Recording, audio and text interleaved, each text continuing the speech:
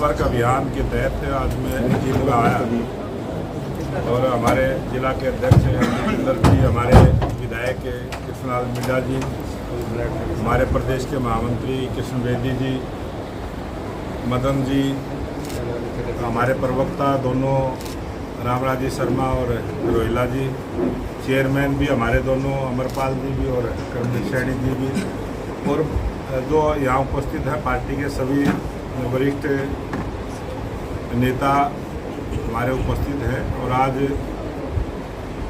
जींद जिले का सभी कार्यकर्ताओं के द्वारा नागरिक अभिनंदन है और जो जन आशीर्वाद संपर्क अभियान जिस गर्मजोशी के साथ जींद में हुआ है वो आप सबने देखा है और ऐतिहासिक कार्यक्रम आज का रहा। कल भी कुरुक्षेत्र से एक शंखनाद इस विधानसभा 2024 के चुनाव का हमारे लोकप्रिय मुख्यमंत्री नायब सिंह सैनी जी ने और हमारा केंद्रीय नेतृत्व, प्रदेश का नेतृत्व सभी की हाजिरी में एक बहुत बड़ी सभा रैली कुरुक्षेत्र से शुरुआत हुई है। इस प्रकार की सभी 90 विधानसभाओं में मुख्यमंत्री जी की जन आशीर्वाद रैलियों का आयोजन आगामी समय में आपको पूरे हरियाणा में देखने को मिलेगा। और उसी प्रकार से ये जो जन आशीर्वाद संपर्क अभियान, जैसे मैं आज आया हूँ, मैं पूरे हरियाणा प्रदेश के प्रत्येक जिले में इसी प्रकार से जाऊँगा और हरियाणा प्रदेश के हमारे तमाम नेता अलग अलग समय पर गांव स्तर तक भी इसी प्रकार से जन आशीर्वाद संपर्क अभियान पूरे हरियाणा प्रदेश के सभी गांवों में, सभी वार्डों में भारतीय जनता पार्टी का चलेगा। और कुछ हमारे बाहर से भी नेता जो केंद्र से आएंगे उनका भी इसी प्रकार से जन आशीर्वाद संपर्क अभियान पूरे हरियाणा प्रदेश में चलेगा।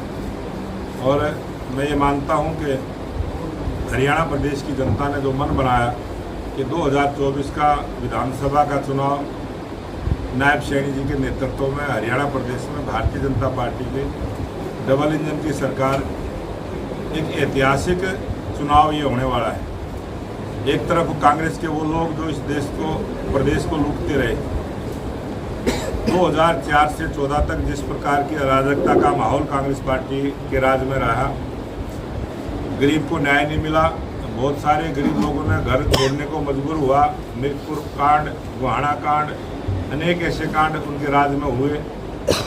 लोगों की दुकानों को, प्रतिष्ठानों को चुन चुन कर जलाने का काम कांग्रेस के लोगों ने किया। हरियाणा प्रदेश की जनता उसको भूली नहीं है और फिर दोबारा से वो इस हरियाणा को लूटने की मंशा लेके आज हरियाणा प्रदेश में घूम रहे हैं। और भारतीय जनता पार्टी का जो 10 वर्षों का शासन रहा है, जिस प्रकार से हमने अपने 10 वर्षों की उपलब्धियां जनता को एक पंपलेट के माध्यम से, मीडिया के माध्यम से हमने बताने का काम किया है। मैं मीडिया के माध्यम से कांग्रेस को चिताना चाहता हूं कि वो भी अपनी 10 वर्षों की कोई उपलब्धि अगर उनके पास है तो वो बताए, नहीं तो जो उपलब्धि कांग्रेस की है इस देश को लूटने वाली, वो जनता सब जानती है। और इस 2024 के चुनाव में जनता अपने आप उसका हिसाब देगी। 2014 में भी जनता ने हिसाब दिया था और 2019 में भी जनता ने हिसाब दिया था। आज भारतीय जनता पार्टी का ये जो जन आशीर्वाद संपर्क अभियान चला है, इसमें अनेक कार्यक्रम हमारे पार्टी के भी रहने वाले हैं। उसमें ये अगस्त का महीना है, इसमें 11 अगस्त से लेकर 14 अगस्त तक भारतीय जनता पार्टी का युवा मोर्चा प्रत्येक विधानसभा में एक तिरंगा यात्राओं का आयोजन पूरे हरियाणा प्रदेश में 90 विधानसभाओं में रहेगा। और 14 अगस्त को विभाजन की विभीषिका, ये कार्यक्रम भी प्रत्येक विधानसभा स्तर पर भारतीय जनता पार्टी के द्वारा होगा। और हरियाणा प्रदेश में इसी प्रकार से अपनी 10 वर्षों की उपलब्धियों को लेकर हम जाएंगे। और नायब सिंह सैनी जी ने जो नई घोषणाएं की हैं, उन सभी घोषणाओं को भी हम जनता के बीच में बताने का काम करेंगे।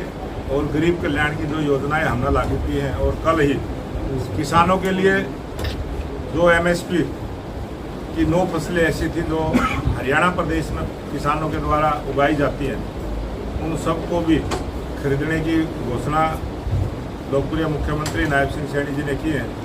मैं पार्टी की तरफ से, भारतीय जनता पार्टी के कार्यकर्ताओं की तरफ से, हरियाणा प्रदेश की जनता की तरफ से सरकार का बहुत बहुत धन्यवाद करता हूं। और किसानों ने भी इस फैसले का जो स्वागत किया है, उन किसान संगठनों का भी मैं धन्यवाद करता हूं कि उन्होंने सच्चाई को पहचाना।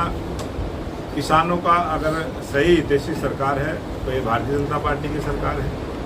और आज हरियाणा पहला ऐसा प्रांत बना है पूरे देश के अंदर जो 23 फसलों पर को MSP रेट पर खरीदने का काम करेगा। भारतीय जनता पार्टी की लगातार 10 वर्षों से सरकार चली है। बहुत सारे काम में परिवर्तन हुआ है, विकास में परिवर्तन हुआ है। बगैर भेदभाव के पूरे हरियाणा प्रदेश में सभी विधानसभाओं में समान गति से विकास करने का काम किया। गरीब की भागीदारी सरकार में करने का काम किया। गरीब बच्चे जो सरकारी रोजगार नहीं पाते थे, उनको भी प्राथमिकता के आधार पर रोजगार देकर गरीब आदमी की भागीदारी सरकार में करने का काम हमने किया है। और बड़े स्तर पर जो 1,42,000 सरकारी नौकरी 10 वर्षों में हमने दी है, ये सरकारी आंकड़े हैं। 2014 से पहले कांग्रेस ने कितनी नौकरियां किस प्रकार से दी, कांग्रेस के राज्य में जितनी भी नौकरियां देने का काम हुआ, उसमें कितना बड़ा भारी भ्रष्टाचार था, पैसे का लेन देन होता था, सिफारिश का बोलबाला था। लेकिन भारतीय जनता पार्टी की सरकार ने 1,42,000 कर्मचारियों को सरकारी रोजगार प्राथमिकता के आधार पर देकर बगैर पर्ची खर्ची के रोजगार देने का काम किया है। हमारी सरकार की अनेक ऐसी उपलब्धियां हैं, वो हम जनता के बीच में जाएंगे। और जनता तीसरी बार हरियाणा प्रदेश में भारतीय जनता पार्टी की सरकार, यही हरियाणा की जनता बनाने का काम करेगी। इस बार कह रहे हैं कार्यकर्ता सरकार, क्या संभव हो पाएगा? भारतीय जनता पार्टी की सरकार कार्यकर्ताओं की सरकार है। पहले भी कार्यकर्ताओं की सरकार रही है, आगे भी कार्यकर्ताओं की सरकार रहेगी। और चुनाव के समय बहुत सारे बातें चलती हैं, बहुत सारी ऐसी बातें कांग्रेस के द्वारा प्रचारित की जाती है। बहुत सारी कांग्रेस ने झूठा प्रचार भी किया। कांग्रेस के लोगों ने प्रचार किया कि हर आदमी को 15 लाख रुपए देने की घोषणा की है। मैं आज भी आपके सभी मीडिया के माध्यम से कहना चाहता हूँ, वो कोई क्लिप दिखा दो कभी हमने ये घोषणा की हो कि हर खाते में 15 लाख रुपए देंगे। लेकिन कांग्रेस ने ऐसा दुष्प्रचार किया। कांग्रेस झूठ बोलती है। अभी आप सबने देखा होगा संविधान को लेकर किस प्रकार से झूठ बोलने का काम किया। भारतीय जनता पार्टी जो कहती है वो करती है। और भारतीय जनता पार्टी की कथनी और करने में कोई अंतर नहीं है। हमने जिस प्रकार से जब भी कोई बात संविधान में रह के की है और आगे भी संविधान में रह के हम काम करेंगे। राजनीतिक टिकट का पैमाना क्या रहेगा 2019 के अंदर? जींद जिले को एग्जाम्पल के तौर पे ले, प्रत्येक विधानसभा में कांग्रेस कल्चर या इनेलो कल्चर के चेहरों को प्रत्याशी बनाया गया था। क्या 10 साल के दौरान भाजपा इतनी मजबूत हो चुकी है, आप संगठन से जुड़े चेहरों को प्रत्याशी बनाए? भारतीय जनता पार्टी ने हमेशा संगठन से जुड़े हुए चेहरों को ही उतारा है। और जब कोई पार्टी ज्वाइन करता है तो वो उस पार्टी का हो जाता है।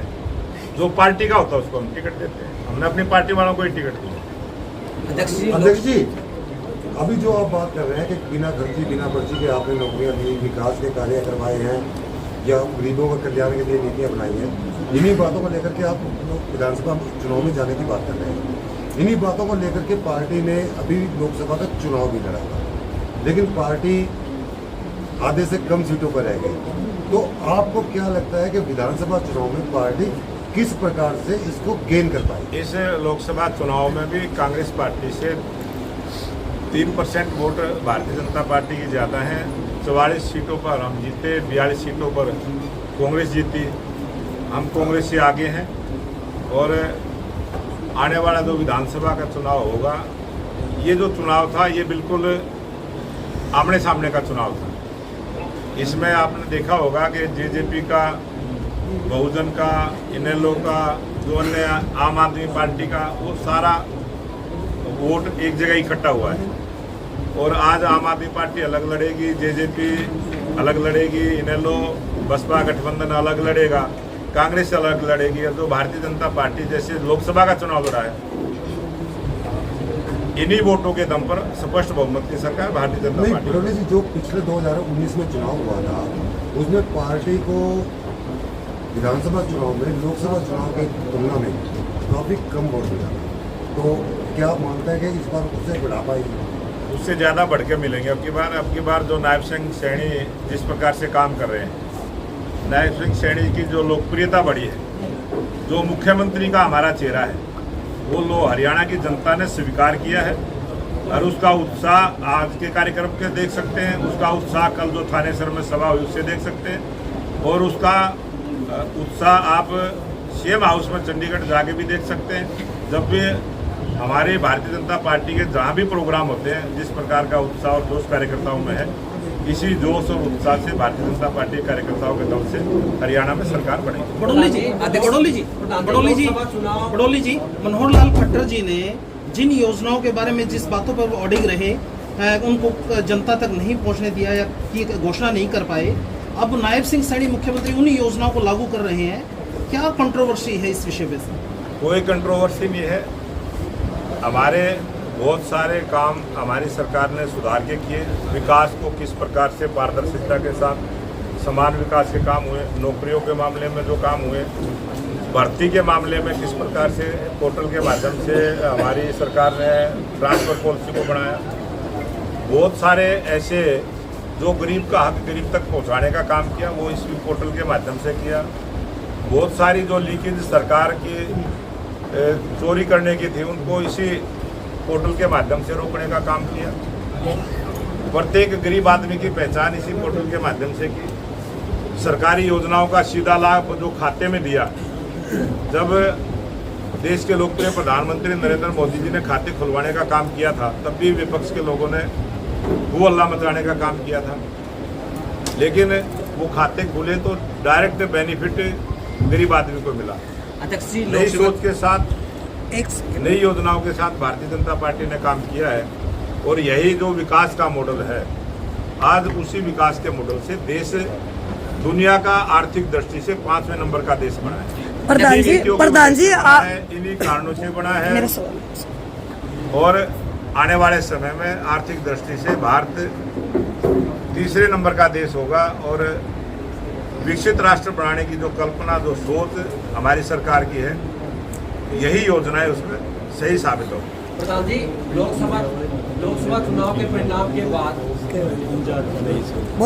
लोकसभा चुनाव परिणाम के बाद आरोप सामने आए कि इधर भी भीतरघात हुआ, उधर भी भीतरघात हुआ।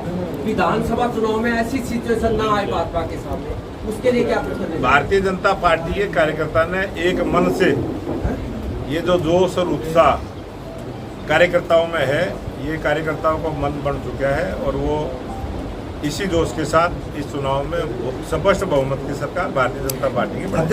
प्रधान जी, जो भीतरघात हुआ है, मतलब उसके बारे में हम जानना चाहते हैं।